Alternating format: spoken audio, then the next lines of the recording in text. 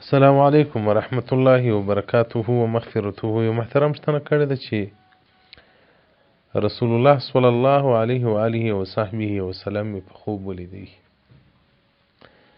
خو ډېر ورباندې رش وي. زه غواړم چې د خلکو له زحمت و له رشه یې راوباسمه، خپلې کوټې ته یې بوځم. نو دی وایي دا شکل یې مثلا لکه زما د یو اکا یا د یو تربور په دغه شکل کې و. نو دا اوس دی دی که بل څوک دی؟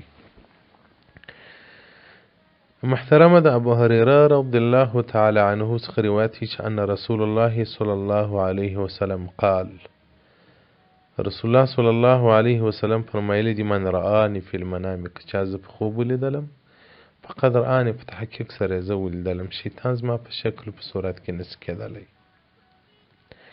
نو اوس دلته علما کرام وایي ډېر ځله رسول الله صلی الله علیه وسلم سړی د یو بل چا په شکل په یو صورت کې وویني. نو وایي دا دی که نه دی؟ وایي و دی. دا چې د بل چا په شکل په صورت کې وویني، د دې وجه دا ده چې هغه رسول الله صلی الله علیه وسلم بارک هغه واقعي چهره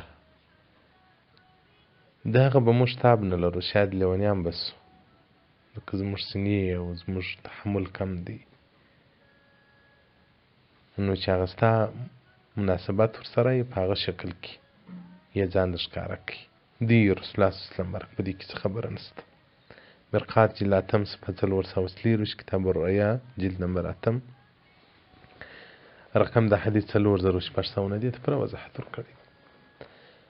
او رسول الله صلی الله علیه وسلم وایي چا که زه په خوب ولیدلم ژر دی چې ما به وویني، یا پر حالت زکندن او یا ورسته نو بیا نه ده معلوم چې څه وخت به موږ ووینو. الله دې د سترګې